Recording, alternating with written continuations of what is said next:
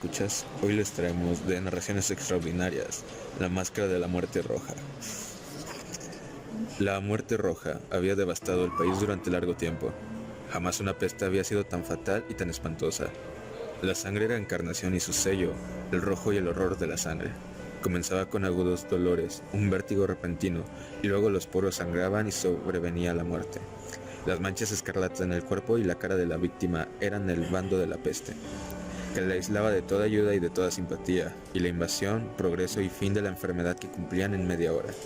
Pero el príncipe próspero era feliz, intrépido y sagaz. Cuando sus dominios quedaron semidespoblados, llamó a su lado a 1000 caballeros y damas de su corte, y se retiró con ellos al seguro encierro de una de sus aldeas fortificadas. Era esta de amplia y magnífica construcción, y había sido creada por el excéntrico aunque majestuoso gusto del príncipe. Una sólida y altísima muralla la circundaba. Las puertas de la muralla eran de hierro. Una vez adentro, los cortesanos trajeron fraguas y pesados martillos y soldaron los cerrojos. Habían resuelto no dejar ninguna vía de ingreso o de salida a los súbitos impulsos de la desesperación o del frenesí. La abadía estaba ampliamente aprovisionada. Con precauciones semejantes, los cortesanos podían desafiar el contagio. Que el mundo exterior se las arreglara por su cuenta, entre tanto, era una locura afligirse. El príncipe había reunido todo lo necesario para los placeres. Había bufones, improvisadores, bailarines y músicos. Había hermosura y vino. Todo eso y la seguridad estaban del lado de adentro. Afuera estaba la muerte roja. Al cumplirse el 5º o 6º mes de su reclusión, y cuando la peste hacía los más terribles estragos, el príncipe próspero ofreció a sus 1000 amigos un baile de máscaras de la más insólita magnificencia. Aquella mascarada era un cuadro voluptuoso, pero permitan que antes les describa los salones donde se celebraba. Eran 7, una serie imperial de estancias. En la mayoría de los palacios, la sucesión de salones forma una larga galería en línea recta, pues las dobles puertas se abren hasta adosarse a las paredes, permitiendo que la vista alcance la totalidad de la galería. Pero aquí se trataba de algo muy distinto. Como cabía esperar del amor del príncipe por lo extraño, las estancias se hallaban dispuestas con tal irregularidad que la visión no podía abarcar más de una a la vez. Cada 20 o 30 metros había un brusco recodo, y en cada uno hacía un nuevo efecto. A derecha e izquierda, en mitad de la pared, una alta y estrecha ventana gótica daba a un corredor cerrado que seguía el contorno de la serie de salones. Las ventanas tenían vitrales cuya coloración variaba en el tono dominante de la decoloración del aposento. Si, por ejemplo, la cámara de la extremidad oriental tenía tapicerías azules, vívidamente azules eran sus ventanas. La segunda estancia ostentaba tapicerías y ornamentos purpúreos, y aquí los vitrales eran púrpura.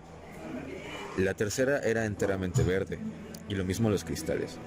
La cuarta había sido decorada e iluminada con tono naranja, la quinta con blanco, la sexta con violeta.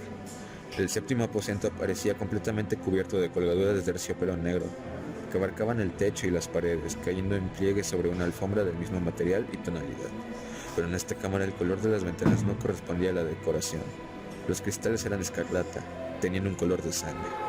A pesar de la profusión de ornamentos de oro que aparecían aquí y allá o colgaban a los techos, en aquellas 7 estancias no había lámparas ni candelabros.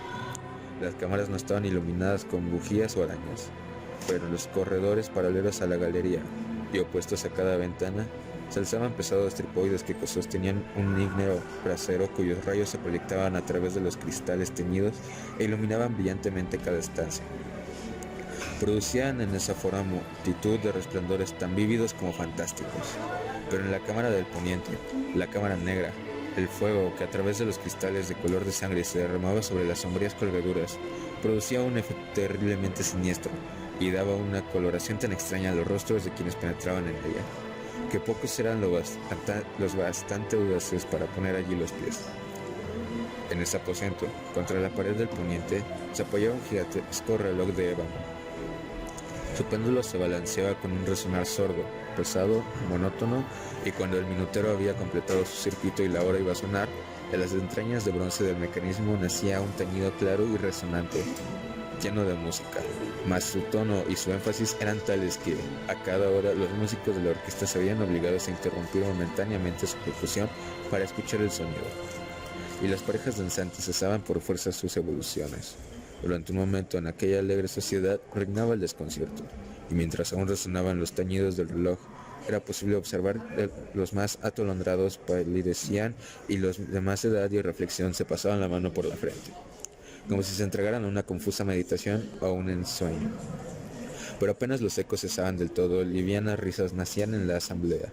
Los músicos se miraban entre sí, como sonriendo de su insensata nerviosidad, mientras se prometían en voz baja que el siguiente tañido del reloj no provocaría en ellos una emoción semejante. Mas, al cabo de 63.600 segundos del tiempo que huye, el reloj daba otra vez la hora, y otra vez nacían del desconcierto, el temblor y la meditación. Pese a ello, la fiesta era alegre y magnífica. El príncipe tenía gustos singulares. Sus ojos se mostraban especialmente sensibles a los colores y sus efectos. Desdeñaba los caprichos de la mera moda. Sus planes eran audaces y ardientes. Sus concepciones brillaban con bárbaro esplendor. Algunos podrían haber creído que estaba loco. Sus cortesanos sentían que no era así. Era necesario oírlo, verlo y tocarlo para tener la seguridad de que no lo estaba. El príncipe se había ocupado personalmente de gran parte de la decoración de las 7 salas destinada a la gran fiesta. Su gusto había guiado la elección de los disfraces. Grotescos eran estos, a no dudarlo. Reinaba en ellos el brillo, el esplendor, lo picante y lo fantasmagórico. Se veían figuras de arabesco, con siluetas y atuendos incongruentes, también fantasías delirantes como las que aman los locos. En verdad, en aquellas 7 cámaras se movía de un lado a otro una multitud de sueños, y aquellos sueños se contorsionaban en todas partes, cambiando de color al pasar por los aposentos y haciendo que la extraña música de la orquesta pareciera el eco de sus pasos. Mas otra vez tañe el reloj que se alza en el aposento del terciopelo. Por un momento todo queda inmóvil, todo es silencio, salvo la voz del reloj. Los sueños están helados, rígidos en sus posturas, pero los ecos del tañido se pierden.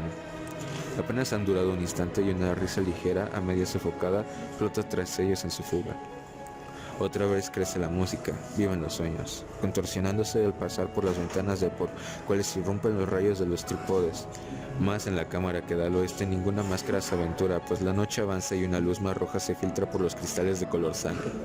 Aterrador es la tiniebla de las colgaduras negras. Y, para aquel cuyo pie se posa en la sombría alfombra, flota el reloj de ébano, un ahogado resonar mucho más solemne que los que alcanzan a oír las máscaras entregadas a la lejana alegría de las otras estancias.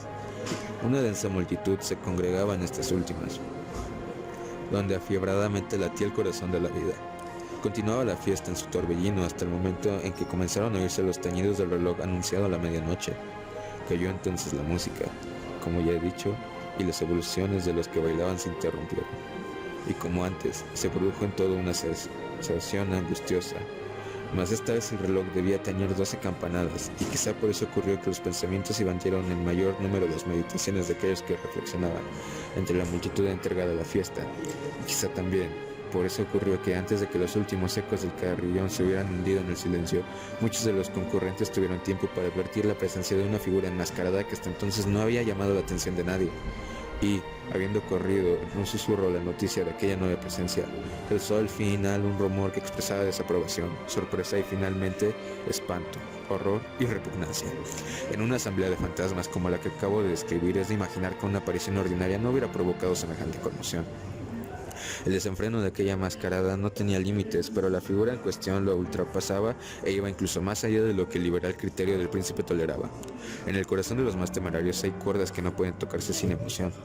Aún el más relajado de los seres, para quien la vida y la muerte son igualmente un juego, sabe que hay cosas en las cuales no se puede jugar. Los concurrentes parecían sentir en lo más hondo que el traje y la apariencia del desconocido no revelaban ingenio ni decoro.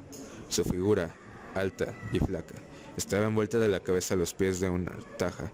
La máscara que ocultaba el rostro se parecía de tal manera del semblante de un cadáver ya rígido, que el escrutinio más detallado se habría visto en dificultades para descubrir el engaño.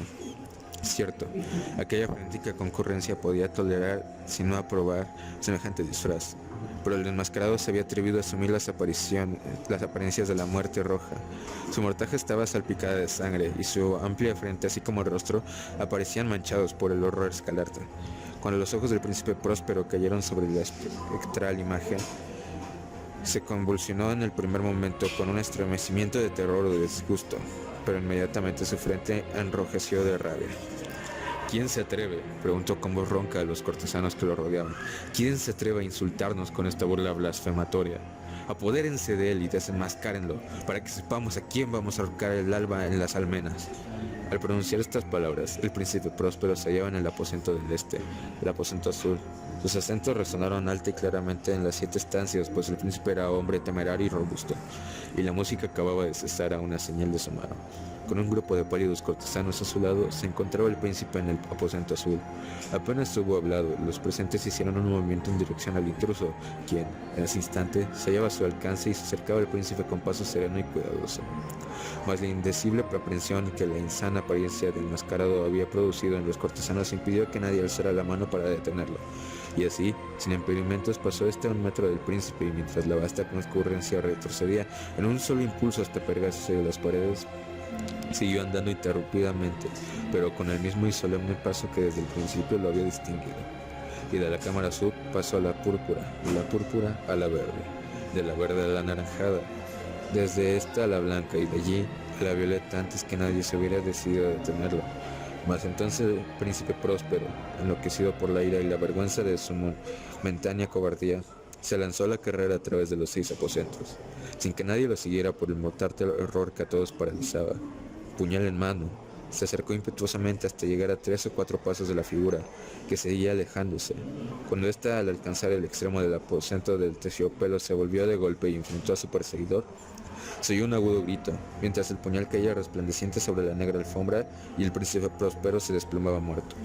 Poseídos por el terrible coraje de la desesperación, numerosas máscaras se lanzaron al aposento negro, pero al apoderarse del desconocido, cuya alta figura permanecía erecta e inmóvil a la sombra del reloj de ébano, retrocedieron con inexplicable horror al descubrir que el sudario y la máscara cadavérica que con tanta rudeza habían aferrado no contenían ninguna figura tangible, y entonces reconocieron la presencia de la muerte roja.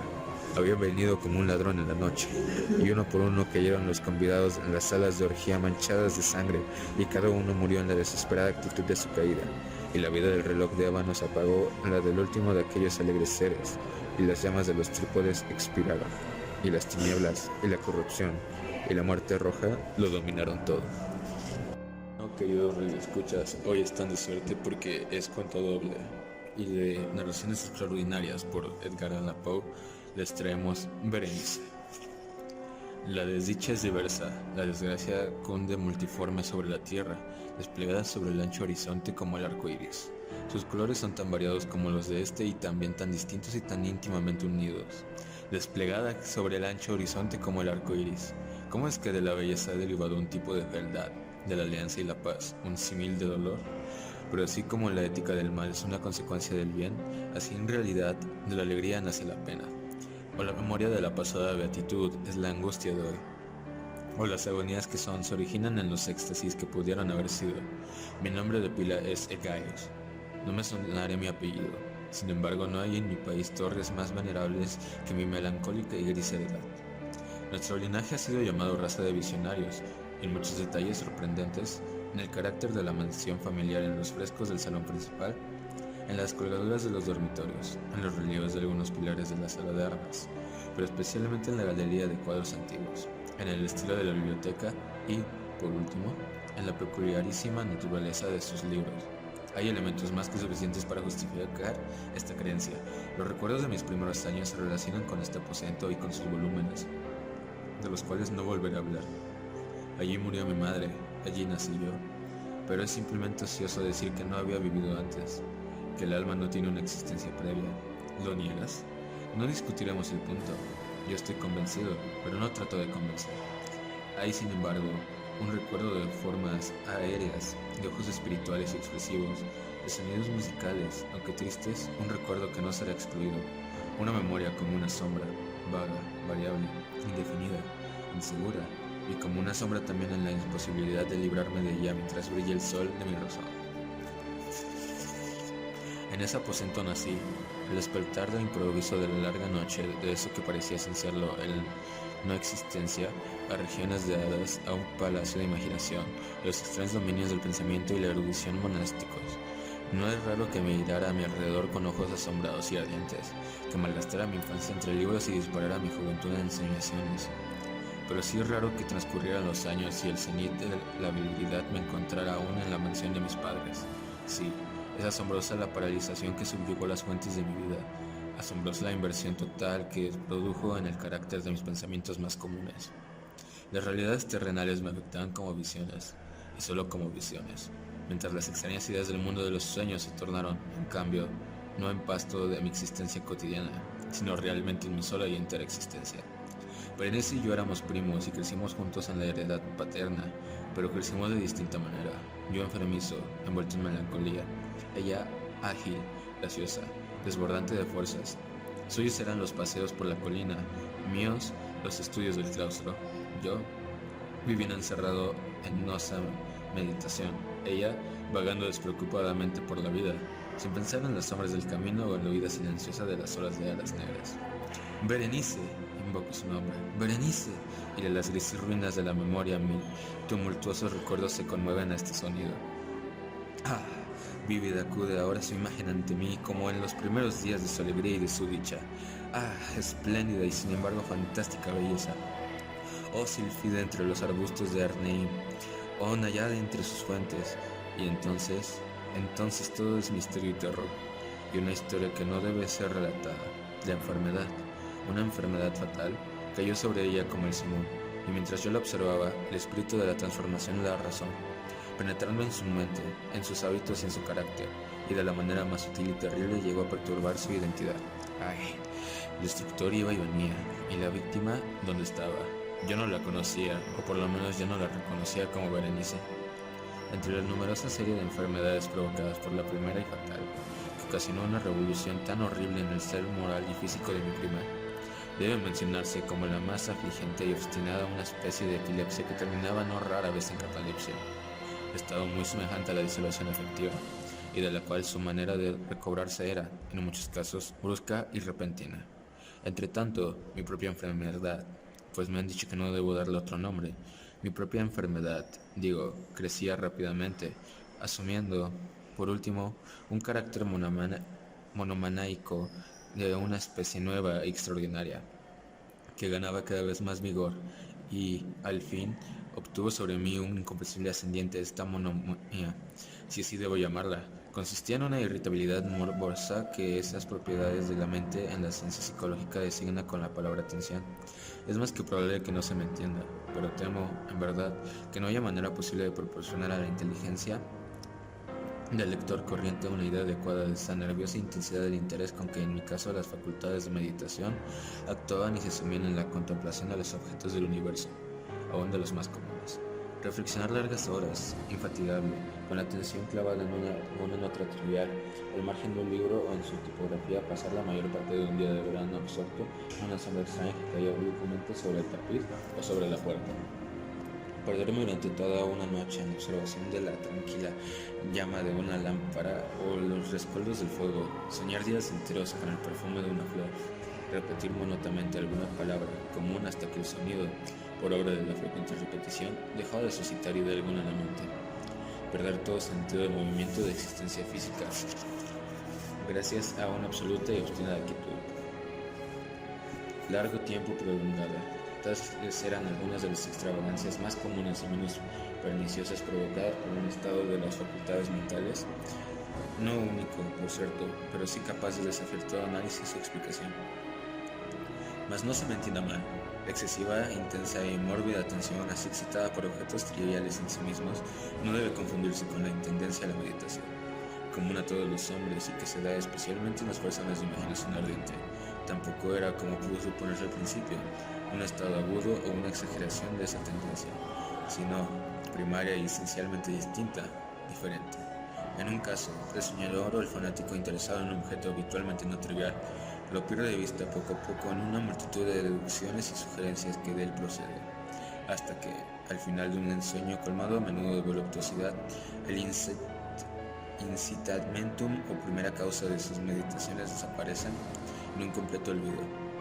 En mi caso, el objeto primario era invariablemente trivial, aunque asumiera a través del intermedio de mi visión perturbadora una importancia flagian. Pocas deducciones, si es que aparecía alguna, surgían y esas pocas retornaban tercamente al objeto original como a su centro. Las meditaciones nunca eran placenteras. Al cabo del sueño, la primera causa, Lejos de estar fuera de vista, había alcanzado ese interés sobrenaturalmente exagerado que constituía el rasgo dominante del mal. En una palabra, las facultades mentales más ejercidas en mi caso eran, como ya lo he dicho, las de la atención, mientras en el sumidor son las de la especulación.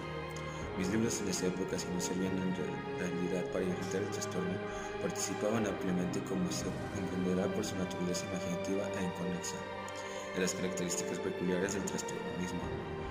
Puedo recordar, entre otros, el tratado del noble italiano Coelho Secundus Curio de Amplitudine Beati Regni Dei, la gran obra de San Agustín, La ciudad de Dios, y de la Tertuliano de Carne Christi, cuya paradójica sentencia Mortus et de filius credibili equia ineptum et sepultus resurrexit certum equia impossibili ocupó mi tiempo íntegro durante muchas semanas de laboriosa e inútil investigación. Se verá, pues, que arrancada de su equilibrio solo por cosas triviales, mi razón semejaba a ese risco marino del cual habla Ptolomeo Hefestión, que resistía firme los ataques de la violencia humana y la feroz furia de las aguas y los vientos. Pero temblaba el contacto de la flor llamada asfódelo, y aunque para un observador descuidado pueda parecer fuera de duda que la alteración producida en la condición moral de Berenice por su desventurada enfermedad me brindaría muchos objetos para el ejercicio de esa intensa y anormal meditación, cuya naturaleza me ha costado cierto trabajo explicar, en modo alguno era este el caso. En los intervalos lúcidos de mi mal, su calamidad me daba pena, y muy conmovido por la ruina total de su hermosa y dulce vida, no dejaba de meditar con frecuencia, amargamente, en los prodigiosos medios por los cuales había llegado a producirse una revolución tan súbita y extraña. Sin embargo, estas reflexiones no participaban de la idiosincrasia de mi enfermedad, y eran semejantes a las que, en similares circunstancias, podían presentarse en el común de todos los hombres. Él a su propio carácter, mi trastorno se gozaba en los cambios menos importantes, pero más llamativos, operados en la constitución física de Berenice, en la singular y espantosa distorsión de su identidad personal, en los días más brillantes de su belleza incomparable, seguramente no la amé, en la extraña anomalía de mi existencia, los sentimientos en mí nunca venían del corazón, y las pasiones siempre venían de la inteligencia. A través del alba gris, en las sombras entrelazadas del bosque a mediodía y en el silencio de mi biblioteca por la noche, su imagen había flotado ante mis ojos y yo la había visto, no como una Berenice viva, palpitante, sino como la Berenice de un sueño, no como una moradora de la tierra terrenal, sino como una abstracción, no como una cosa para admirar, sino para analizar, no como un objeto de amor, sino como el tema de una especulación tan abstrusa como inconquexa. Y ahora temblaba en su presencia y palidecía cuando se acercaba. Sin embargo, lamentando amargamente su decadencia y su ruina, recordé que me había amado largo tiempo, y en un mal momento le hablé de matrimonio. Y al fin se acercaba la fecha de nuestras nupcias cuando, una tarde de invierno, en uno de estos días intempestivamente cálidos, serenos y brumosos que son la nodriza de la hermosa Alción, me senté, creyéndome solo, en el gabinete interior de la biblioteca, pero alzando los ojos vi ante mí a Berenice. ¿Fue mi imaginación excitada a la influencia de la atmósfera brumosa, la luz incierta, crepuscular del aposento, o los grises vestidos que envolvían su figura, los que me la dieron un contorno tan vacilante e indefinido? No sabría decirlo. No profirió una palabra y yo por nada del mundo hubiera sido capaz de pronunciar una sílaba. Un escalofrío helado recorrió mi cuerpo, me oprimió una sensación de intolerable ansiedad. Una curiosidad devoradora invadió mi alma y reclinándome en el asiento permanecí un instante sin respirar, inmóvil, con los ojos clavados en su persona. ¡Ay! Su delgadez era excesiva y ni un vestigio del ser primitivo asomaba en una sola línea del contorno. Mis ardorosas miradas cayeron, por fin, en su rostro. La frente era alta, muy pálida, singularmente plácida, y el que un tiempo fuera cabello de azabache caía parcialmente sobre ella, sombreando las hundidas sienes, con el matiz fantástico descorcodaban por completo con la melancolía dominante de su rostro. Sus ojos no tenían vida ni brillo, y parecían sin pupilas, y escribió involuntariamente su mirada vidriosa para contemplar los labios, finos y contraídos. Se entreabrieron y en una sonrisa de expresión peculiar los dientes de la cambiada Berenice se revelaron lentamente a mis ojos. Ojalá nunca los hubiera visto después de verlos hubiese muerto. El golpe de una puerta al cerrarse me distrajo y alzando de la vista, vi que mi prima había salido del aposento, pero el del desordenado aposento de mi mente. Ay, no había salido y se apartaría del blanco y horrible espectro de los dientes. Ni un punto en su superficie, ni una sombra en el esmalte, ni una melladura en el borde hubo en esa pasajera sonrisa que no se grabara a fuego en mi memoria. Los vi entonces con más claridad que un momento antes. Los dientes estaban aquí y allí y en todas partes, visibles y palpables, ante mí, largos, estrechos, blanquísimos, con los pálidos labios contrayéndose a su alrededor, como en el momento mismo en que habían empezado a distenderse. Entonces sobrevino toda la furia de mi monomanía y luché en vano contra su extraña e irresistible influencia. Entre los múltiples objetos del mundo exterior no tenía pensamiento sino para los dientes. Los ansiaba con un deseo frenético. Todos los otros asuntos y todos los diferentes intereses absorbieron en una sola contemplación. Ellos eran los únicos presentes a mi mirada mental, y en su insustituible individualidad llegaron a ser la esencia de mi vida intelectual. Los observé a todas las luces, les hice adoptar todas las actitudes, examiné sus características, estudié sus peculiaridades, medité sobre su conformación, reflexioné sobre el cambio de su naturaleza, me estremecí al asignarles en la imaginación un poder sensible y consciente, y aún, sin la ayuda de los labios, una capacidad de expresión moral. Se ha dicho bien de Mademoiselle Sale que tout c'est pas état de sentiment, y de Berenice yo creía en la mayor seriedad que tout c'est état de idée. De idée, este fue el insensato pensamiento que me destruyó. De idée, por eso era que los codiciaba tan locamente. Sentí que solo su posesión podía devolverme la paz, restituyéndome a la razón, y la tarde cayó sobre mí, y vino la oscuridad. Duró y se fue, y amaneció el nuevo día. Las bromas de una segunda noche se acumularon y yo seguía inmóvil sentado en aquel aposento solitario, y seguí sumido en la meditación, y el fantasma de los dientes mantenía su terrible ascendiente como si con la claridad más viva y más espantosa flotara entre las cambiantes luces y sombras del recinto. Al fin, irrumpió en mis sueños un grito como de horror y consternación, y luego, tras una pausa, el sonido de turbadas voces, mezcladas con sordos lamentos de dolor y pena. Me levanté de mi asiento y, abriendo de par en par una de las puertas de la biblioteca, vi en la antecámara a una criada deshecha en lágrimas, quien me dijo que Berenice ya no existía. Había tenido un acceso de epilepsia por la mañana, y ahora, al caer por la noche, la tumba estaba dispuesta para su ocupante y terminados los preparativos del entierro. Me encontré sentado en la biblioteca y de nuevo solo. Me parecía que acababa de despertar de un sueño confuso y excitante. Sabía que era medianoche y que desde la puesta del sol Berenice estaba encerrado, pero del melancólico periodo intermedio no tenía conocimiento real o, por lo menos, definido. Sin embargo, su recuerdo estaba repleto de horror más horrible por lo vago, terror más terrible por su ambigüedad. Era una página atroz en la historia de mi existencia, escrita toda con recuerdos oscuros, espantosos, ininteligibles. Luché por descifrarlos, pero en vano, mientras una y otra vez, como el espíritu de un sonido ausente, un agudo y penetrante grito de mujer parecía sonar en mis oídos. Yo había hecho algo. ¿Qué era? Me lo pregunté a mí mismo en voz alta y los susurrantes ecos del aposento me respondieron. ¿Qué era? En la mesa, a mi lado, ardía una lámpara y había junto a ella una cajita.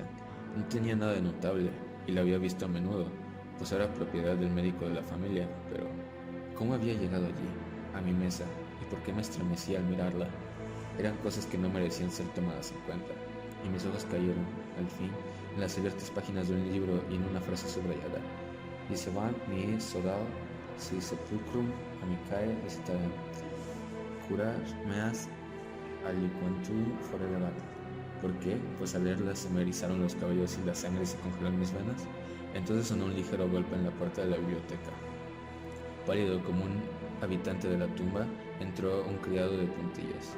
Había en sus ojos un violento terror y me habló con voz trémula, ronca, ahogada. ¿Qué dijo? Escuché algunas frases entrecortadas. Hablaba de un salvaje grito que había turbado el silencio de la noche. La servidumbre reunida para buscar el origen del sonido, y su voz cobró un tono espeluznante, nítido, cuando me habló susurrando de una tumba violada, de un cadáver desfigurado, sin mortaja, y que aún respiraba, aún palpitaba, aún vivía. Señaló mis ropas, estaban manchadas de barro, de sangre coagulada. No dije nada, me tomó suavemente la mano. Tenía manchas de uñas humanas. Dirigió mi atención a un objeto que había contra la pared. Lo miró durante unos minutos. Era una pala. Con un alarido salté hasta la mesa y me apoderé de la caja, pero no pude abrirla, y mi temblor se me deslizó la mano y cayó pesadamente, y se hizo añicos. Y de entre ellos, entrechocándose, rodaron algunos instrumentos de cirugía dental, mezclados con 32 objetos pequeños, blancos, marfilinos, que se desparramaron por el piso. Eran los dientes de Berenice que yo le había arrancado en su tumba. Radio escuchas, esto fue todo por esta emisión. Espero que nos vuelvan a sintonizar la siguiente semana para seguir con narraciones extraordinarias por Edgar Allan Poe. Tengan un muy buen día.